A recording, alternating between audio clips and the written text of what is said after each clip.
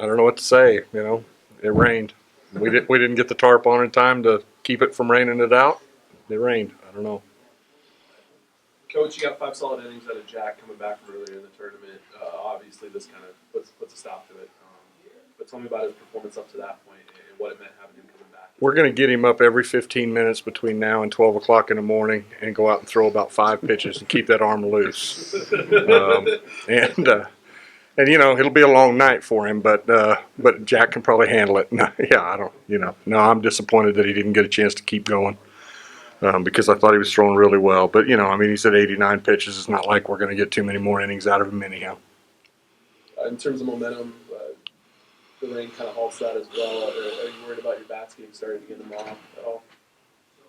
Doesn't really matter. Yeah. It is what it is. The game of baseball is the game of baseball, and we'll just have to. It is what it is. It rained. We didn't get the tarp on, and the field's wet, so we're going to have to come back tomorrow at 12 o'clock. Doug, you're in a different situation. You just brought a reliever in. Do you have anything planned for tomorrow right away in terms of getting another arm out there? Any secrets that you can give me? Any help? Yeah, I've got a game plan in my pocket right here. Let me pull it out and go over it. So if you give Mitch a pen, he can start writing some stuff down. That's right. We'll be ready to roll. No, sometimes these rules of baseball, the book's so thick, but if I'm not mistaken, I think we sort of announced that our left-hander was into the game. I'm not, and that'll be our plan. It's what it is. So, just part of, like Mitch said, it's just part of it. We can't control the weather. Where we're from, that's just like an everyday deal, in Florida weather. But I think it's a little unusual here from what I hear. And but we've had a little bit of unusual weather, seems like every day this week in terms of the rain or the wind or combination of both. And, but Mitch is right. Jack was tremendous tonight. He had us, just scratching our heads and what are we going to do? What's our plan? He was really, really good, and so I'm just going to wish him well for next year if he's back or wherever he's going. But he was dominating us for sure. Do you feel a little relieved right now that you're not going to have to see him for possibly the next 3 innings? No, you're not going to win this thing without facing the good pitching anyway. It's just what it is, and they're here because of partly because of what that guy was able to do, and he's got other pitchers too that are every bit as capable of coming in there and doing the same sort of kind of stuff, and that's why they're still here playing, and that's maybe a little bit sort of why we're also here still playing because. It's just 2 good baseball teams, and they were playing really good. They had some key moments where they pushed across some runs with moving the baseball, and so we'll expect nothing but more good baseball from their side tomorrow, and hopefully our guys will get in there and compete a little bit better too. What does this do for preparation tomorrow and for both of you? Go and resume a game, and then you'll turn around and potentially play for a national championship or for the F game on Saturday. Go ahead. Well, I'd just say, I think if we were Division I baseball, this would be a little bit more of a factor.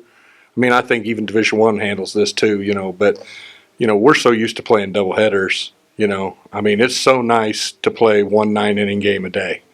I can't tell you how good that is, because those doubleheaders are just such a drain. So tomorrow it's just a game and a half that I'm hoping that I get a chance to play a game and a half, and and coach over here is trying to win this one and then have 2 cracks at the title, I guess. So we'll just pick it up and play tomorrow. Preparation. We'll wake up in the morning. We'll get something to eat. We'll go take a little BP. We'll come strap it on.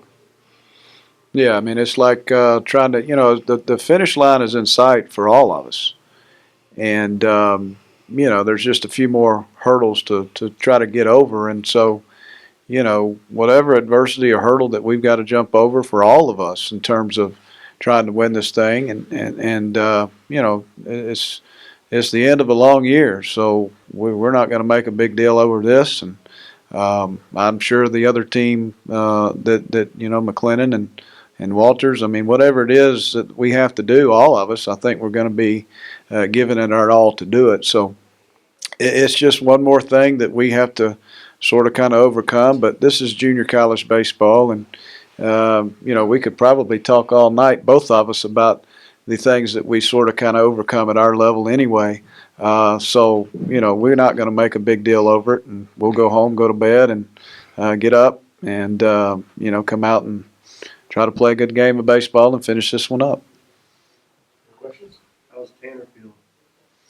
He's doing just fine. I mean, that kid, I tell you what, from the start of this thing, you know, with his finger and splitting that open, he's catching with 6 stitches in his index finger, and you know, and then to overcome what happened, you know, with the injury to the eye, and guy's just had ice on that thing, you know, every time I've seen him since that, and he was able to get the swelling down and open it up, and you know, we kind of tested it out today in practice and just make sure it was safe. That was the main thing and main concern for me, is to make sure it was safe. And we had, you know, some people double check him and take a look at him, and they said, Coach, if he feels like he can play, then he should be good to go. And you know, the only thing we did is go down to the sporting goods store today after lunch and, you know, get him one of those helmets that's got the mask on it. But you know, and I just, you know, my hats are off to that kid. I mean, what a competitive kid. What a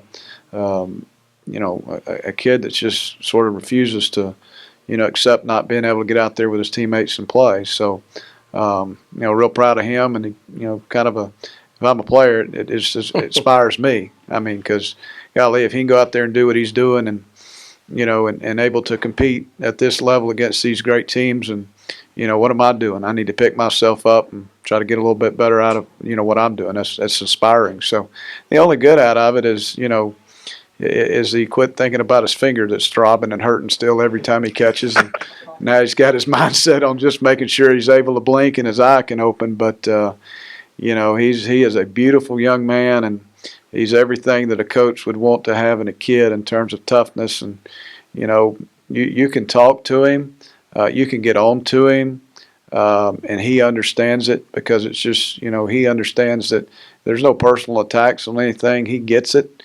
And he trusts that we are only trying to make him, you know, just a better player and a better.